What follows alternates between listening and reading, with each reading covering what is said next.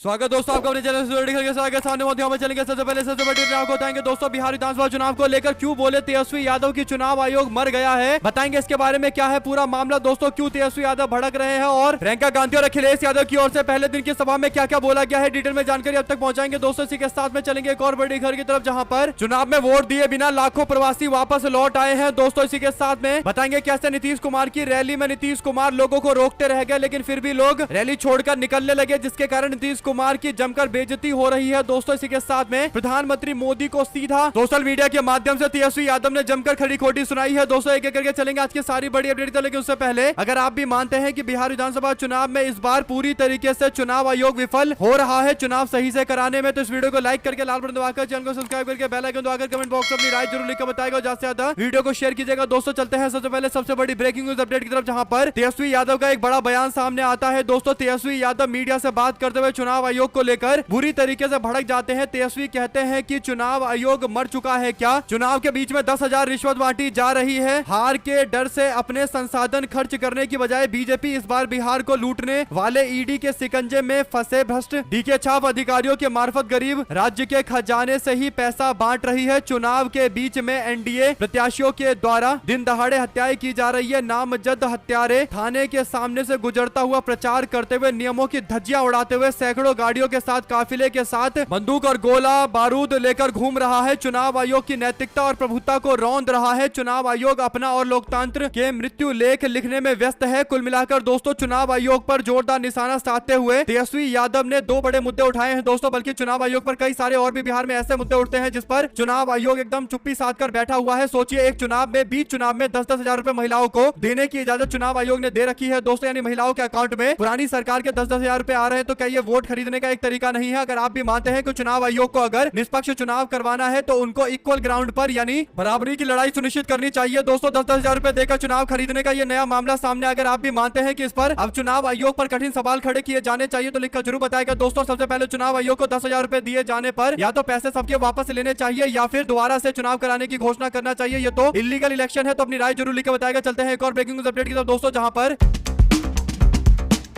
बेगूसराय के बछवाड़ा में प्रियंका गांधी ने शनिवार को सभा के दौरान बढ़ते क्राइम को लेकर सरकार पर निशाना साधा दोस्तों। उन्होंने कहा कि बिहार में क्राइम चरम पर है, उद्योगपतियों की हत्या हो रही है, हाल ही में चुनाव प्रचार में नेता की हत्या कर दी गई, महिलाएं असुरक्षित है। उन्होंने कहा कि 20 सालों में बिहार में एनडीए की सरकार है और आपको आपके हिस्से नहीं दिए जा रहे हैं, आपको बांटने की राजनीति की जा रही है, देश भर के अंदर झूठा राष्ट्रवाद दिखाया जा रहा है। हाल ही में लोगों ने SIR करवा के इन लोगों ने 65 लाख लोगों के नाम काट दिए। इसके कटने का मतलब ये है कि आपके अधिकार कट रहे हैं, आपको कमजोर किया जा रहा है, आपको सरकारी फायदा नहीं मिलेगा। अगर आप लोगों ने हर चीज पर टैक्स लगा रखा है, बड़े बड़े उद्योगपति दोस्तों को टैक्स के पैसे दे रहे हो। प्रियंका गांधी आगे कहते हैं कि इन लोगों ने हर चीज पर टैक्स लगा रखा है, बड़े बड़े उद्योगपति अपने दोस्तों को पैसे दे रहे हैं, इन लोगों ने प्राइवेटाइजेशन कर दिया है, सब ठेके पर हो रहा है। मोदी ने अपने 2 दोस्तों को सारी सरकारी कंपनियां बेच दी है और ये लगातार चल रहा है। इस पर रोक लगाना जरूरी है ताकि युवाओं का विकास हो सके, केवल बड़े बड़े उद्योगपतियों का विकास हो रहा है। प्रियंका गांधी की इस बात से अगर आप भी इत्तेफाक रखते हैं दोस्तों तो कमेंट बॉक्स में अपनी राय जरूर लिखकर बताएगा। प्रियंका गांधी बेगूसराय के बछवाड़ा में अपने पार्टी के प्रत्याशी गरीबनाथ के समर्थन में प्रचार करने के लिए पहुंची हुई थी दोस्तों। इसी के साथ में चलते हैं एक और अपडेट की तरफ, जहां पर बिहार विधानसभा चुनाव 2025 के लिए 6 और 11 नवंबर को मतदान होने वाला है। जैसे जैसे तारीख नजदीक आती जा रही है वैसे वैसे अब चर्चाएं तेज है दोस्तों। राजनीतिक दलों ने प्रचार अभियान को तेज कर दिया है, लेकिन दूसरी ओर मतदान प्रतिशत को लेकर चिंता भी बढ़ती जा रही है। इस बार ऐसा अनुमान लगाया जा रहा है कि बिहार में मतदान प्रतिशत में गिरावट देखने को मिल सकती है। कारण यह है कि राज्य में बड़े पैमाने पर मजदूरों और कामगारों का पलायन हो रहा है। पटना, गया, दरभंगा, भागलपुर, मुजफ्फरपुर और सिवान जैसे जिलों के अंदर हजारों की संख्या में लोग दिल्ली, मुंबई, चेन्नई, कोलकाता, सूरत और पंजाब और मध्य प्रदेश की ओर लौट रहे हैं दोस्तों। रेलगाड़ियों में ठसाठस भीड़ देखने को मिल रही है, लंबी लंबी वेटिंग देखने को मिल रही है। कारण यह है कि लोग अब त्योहार खत्म होने के बाद चुनाव का इंतजार करने की जगह भीड़ भाड़ से बचने के लिए पहले ही अपने अपने रोजगार की जगह पर वापस लौट रहे हैं दोस्तों। यानी प्रवासियों की बड़ी संख्या में बिहार से विदाई के बाद एक बात सुनिश्चित है कि प्रवासियों को बिहार चुनाव में वोटों को प्रभावित करने के लिए बिहार भेजा जा रहा था भाजपा के द्वारा दोस्तों, लेकिन ये सबके सब वापस लौट रहे हैं अपने अपने अलग अलग शहरों की ओर। 2 शब्द जरूर लिखकर बताएगा इस पूरे मामले पर, इसे किस तरीके से देखते हैं दोस्तों। क्या इससे एनडीए गठबंधन को नुकसान होगा या फिर महागठबंधन को नुकसान होगा? चलते हैं एक और अपडेट की तरफ, जिसमें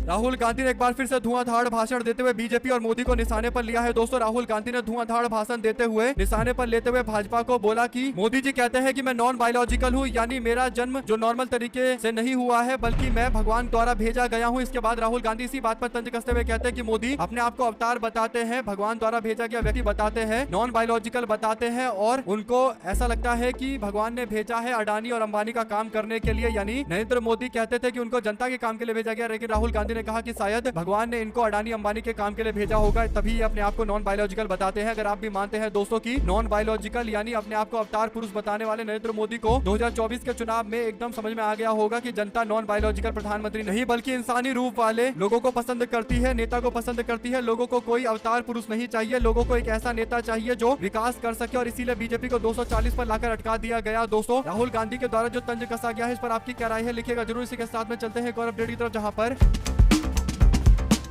ये पूछा जाता है कि कांग्रेस पार्टी ने 70 साल की सरकार में क्या किया है। इसका जवाब देते हुए प्रियंका गांधी ने कहा कि नरेंद्र मोदी और बीजेपी के लोगों की इतनी हिम्मत है कि वो अतीत की बातें करते हैं। मैं भी अतीत की बातें करती हूँ। देश में विकास कांग्रेस पार्टी लेकर आई, कारखाने कांग्रेस ने खोले, IIT, IIM, AIIMS Jawaharlal Nehru ने बनवाए। मैं अतीत की बातें गिनवाने लगूंगी तो इनकी बोलती बंद हो जाएगी, लेकिन हम अतीत की बात नहीं वर्तमान की बातें करते हैं। सोचिए दोस्तों, जिस बिहार में सबसे ज्यादा शुगर मिल हुआ करता था, चीनी के मिल होते थे, वो कांग्रेस पार्टी के शासनकाल में बनाए गए थे और लगातार निरंतर 50-60 साल तक चलते रहे। फिर अचानक से बंद होने के बाद आज तक बीजेपी की सरकार उसे खोल नहीं पाई और कांग्रेस के ऊपर ब्लेम डाला जाता है, आरोप लगाए जाते हैं। वास्तविकता तो यह है कि कांग्रेस पार्टी के टाइम में बिहार भारत के अग्रणी राज्यों में से एक था और श्री बाबू जो कांग्रेस पार्टी के मुख्यमंत्री थे दोस्तों, उनके टाइम में तो बिहार ने सबसे ज्यादा आज तक की तरक्की की थी। इसके बावजूद कांग्रेस पार्टी को बिहार में भाजपा के लोग सवालों के घेरे में लेने की जरूरत करते हैं। अगर आप भी मानते हैं कि किया धरा कुछ नहीं है भाजपा वालों का और दूसरों पर ज्ञान पूरा खुलकर देते रहते हैं, दो शब्द जरूर लिखकर बताएगा। दोस्तों इसी के साथ में नीतीश कुमार की तबियत खराब है, ये बात काफी चर्चा का विषय बना हुआ है। दोस्तों ऐसे में नीतीश कुमार का वीडियो आया है जिसमें नीतीश कुमार के सामने लिखा हुआ कुछ स्क्रिप्ट है। उस स्क्रिप्ट को पढ़ते हुए नीतीश कुमार लोगों से जनता दल यूनाइटेड के लिए उनके पक्ष में वोट की अपील कर रहे हैं। इस पर लोगों ने कहा कि एक वक्त था जब नीतीश कुमार एक अच्छे वक्ता के तौर पर जाने जाते थे, एक विटी आदमी के तौर पर जाने जाते थे और संसद में भी अच्छा भाषण देते थे। कभी उन्होंने टेलीप्रॉम्प्टर का इस्तेमाल नहीं किया स्पीच देने के लिए, भाषण देने के लिए दिल से बोला करते थे। आज स्थिति ऐसी हो गई है कि नीतीश कुमार को एक छोटा सा वीडियो बनाने के लिए भी टेलीप्रॉम्प्टर का इस्तेमाल करवाया जा रहा है। अगर आप भी मानते हैं दोस्तों कि नीतीश कुमार केवल बिहार विधानसभा चुनाव को लेकर चेहरा है एनडीए गठबंधन का, बाकी भारतीय जनता पार्टी इनको शिंदे बनाकर छोड़ेगी, तो लिखिए जरूर। चलते हैं एक और अपडेट की तरफ, जहां पर नीतीश कुमार का एक और रैली का वीडियो वायरल हो रहा है दोस्तों, जिसमें नीतीश कुमार लोगों को नहीं जाने के लिए बोल रहे हैं और रुक जाने के लिए रिक्वेस्ट कर रहे हैं, कह रहे हैं कि आगे मत जाइए, आ जाइए, वापस लौट आइए। लोग क्यों बाहर जा रहे हैं, लेकिन फिर भी लोग नीतीश कुमार का भाषण सुने बिना वहां से निकल रहे हैं। दोस्तों इसी के साथ में तेजस्वी यादव ने प्रधानमंत्री मोदी से कई सारे बड़े सवाल पूछे। तेजस्वी कहते हैं कि